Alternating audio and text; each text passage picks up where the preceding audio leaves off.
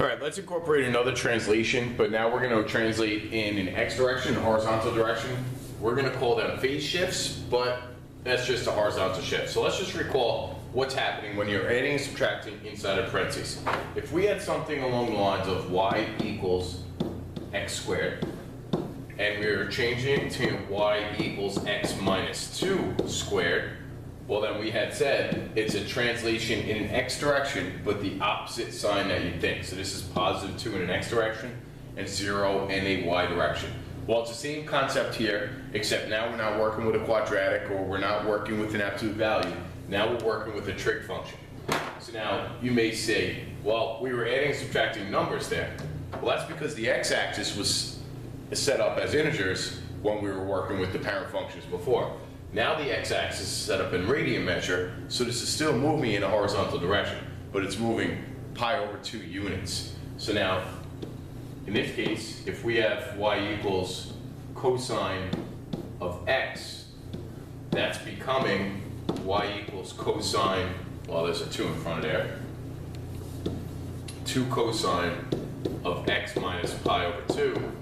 Well, that's a translation in x direction, positive pi over 2 units in an x direction and 0 in a y direction.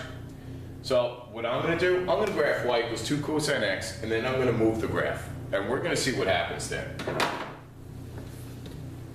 So we have y equals, keep forgetting that too, y equals 2 cosine of x minus pi over 2. So now I'm going to graph just cosine x with an amplitude of 2. And then I'm going to manually move each ordered pair. So I'm going to set up an axis like I normally do. There's no vertical shifts involved, so the middle of our graph will be the x-axis.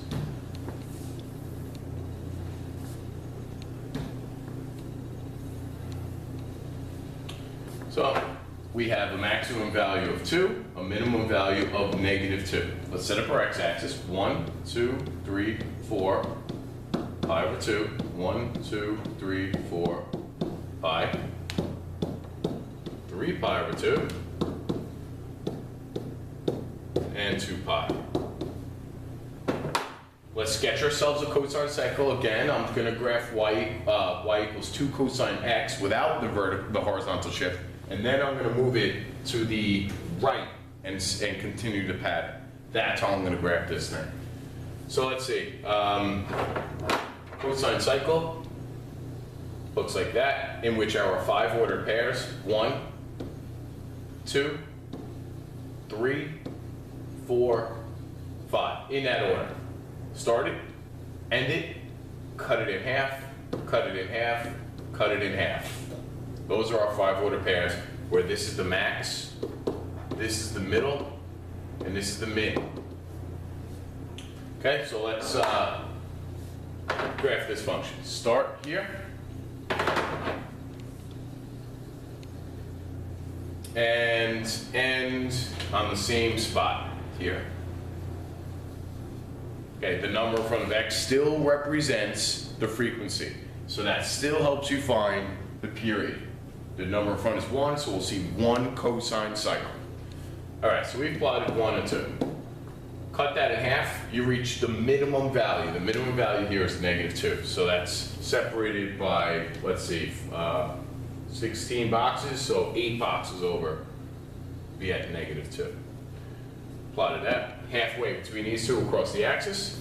This is 8 boxes, so 4 boxes. And order pair number 5. That's separated by 8 boxes. That's separated by 8 boxes. Halfway, across the axis again. So now again, this is the graph of y equals 2 cosine x. Let's plot it and see what happens. Now we have to take this graph and move it to the right. To the right how much? Pi over 2. So that means each of these ordered pairs are moving 4 spots. So that's what our graph is going to look like. We just moved pi over 2. Let's move the ordered pairs with it now. 4 boxes, 4 boxes, 4 boxes, and 4 boxes. And I'm saying 4 boxes because look, that's pi over 2. Each 4 boxes represents pi over 2 radians, or 90 degrees. So now, if we were asked, that moves 4 as well. If we were asked to graph from 0 to 2 pi, we're incomplete. We simply have to follow the pattern here. The pattern here, if we're going in reverse, there it is. We're going to cross the axis there. So if you take a look and eliminate this portion of the graph, because it's past 2 pi, if we want to graph from 0 to 2 pi, what is that the graph of? Sure is y equals 2 sine x. They are equivalent graphs. But we knew that. They were closely related. The reason why y equals 2 cosine x and y equals 2 sine x differ by 90 degrees is because the x and the y coordinates on the unit circle differ by 90 degrees. So this is the foundation of what we'll call cofunctions in a couple of weeks now. All right, so just to summarize, to graph something with a horizontal shift, graph the regular function and then move the ordered pairs. If you want to take a look in your calculator just to see what the general shape will look like, it would help. So if we wanted to see what does y equals 2 cosine of, we don't need a double parentheses, x minus pi over 2, and watch how I'm putting the pi over 2 in parentheses, so I'm subtracting the entire pi over 2. Divided by 2, close parentheses. Just take a look at my parentheses here. I open parentheses to subtract pi over 2. If I neglected the parentheses, it would be x minus pi over 2. So close parentheses again. This is only if your calculator is in radian mode. Let's adjust our window.